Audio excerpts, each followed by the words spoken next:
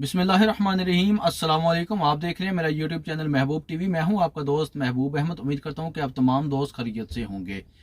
आज मेरे एक दोस्त का बहुत ही अहम सवाल है, उसका जवाब देने की कोशिश करूंगा। इंशाल्लाह जवाब आपको करेक्ट दूंगा।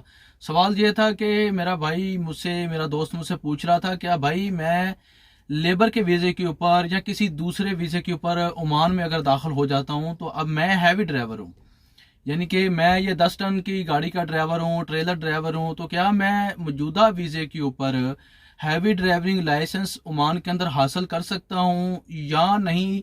अगर कर सकता हूँ तो इसका जो प्रोसेस है वो क्या होगा, ये किस तरीके से मैं हासिल कर सकता हूँ? तो मेरे प्यारे भाई, सबसे पहले आप इस बात को समझ लें, सबसे पहले आप इस बात को जहन में रखें कि आप किसी भी कंट्री में जाएं, अरब कंट्री के अंदर किसी भी मुल्क में आप जा रहे हैं, गल्फ कंट्री के अंदर, तो आपको अगर हैवी ड्राइवर की लाइसेंस लेने की ज़रूरत है तो आपको हैवी ड्राइवर के वीज़े की भी ज़रूरत पड़ेगी। आपको सबसे पहले हैवी ड्राइवर का वीज़ा चाहिए होगा, चाहे वो 10 टन का हो, हैवी ट्रेलर का हो।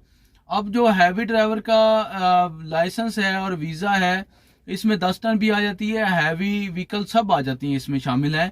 आपको वीजा लेने की जरूरत है। अब लेबर के वीजे के ऊपर ओमान में अगर दाखिल होते हैं तो आप ओमान में दाखिल होकर लेबर का काम ही कर सकते हैं। हाँ, अलबत्ता थोड़ा सा टाइम अगर अपने कीमती वक्त से या वक्त निकाल के अगर आप तालीम हासिल करना चाहते हैं तो आप तालीम हासिल लाजमी कर सकते हैं, ठीक है। लेकिन अगर आप लाइसेंस लेने की कोशिश करेंगे तो आपको आपके मौजूदा वीजे के ऊपर, यानी कि जो लेबर का वीजा है, मार्केटिंग का वीजा है, ख्वाह आपका मैनेजर का वीज़ा है, ख्वाह आपका इंजीनियर का वीज़ा है, कोई भी आपका वीज़ा है, कितना बड़ा वीज़ा मर्जी हो, लेकिन आप उसके ऊपर हैवी व्हीकल का जो है लाइसेंस नहीं ले सकते। हाँ, अलबत्ता प्राइवेट गाड़ी जिसमें छोटी गाड़ियां आ जाती हैं, कार वगैरह आ जाती है, पिकअप वगैरह आ जाती है, आप उसका जो लाइसेंस है लेना चाहें वो आ जाती है प्राइवेट, यानी कि पर्सनली यूज के लिए, आप अपने खुद के इस्तेमाल के लिए, आने जाने के लिए छोटी गाड़ी का आप लाइसेंस उस मौजूदा वीजे के ऊपर आप ले सकते हैं। ख्वाह आप लेबर के वीजे के ऊपर हैं, इंजीनियर के वीजे के ऊपर हैं, मार्केटिंग वीजे के ऊपर हैं,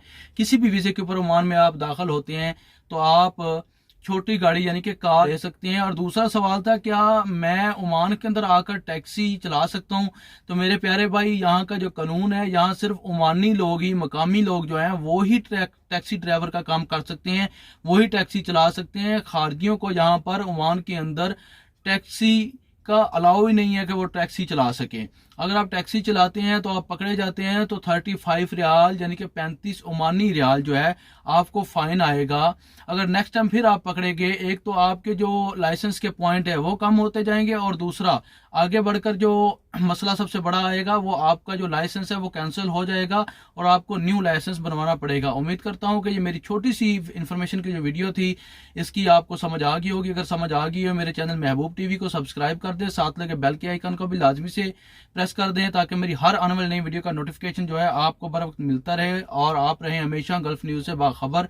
इसी के साथ दीजिए इजाज़त। 50 लाइक का टारगेट है इस वीडियो के ऊपर, 50 लाइक्स लाजमी आप करेंगे।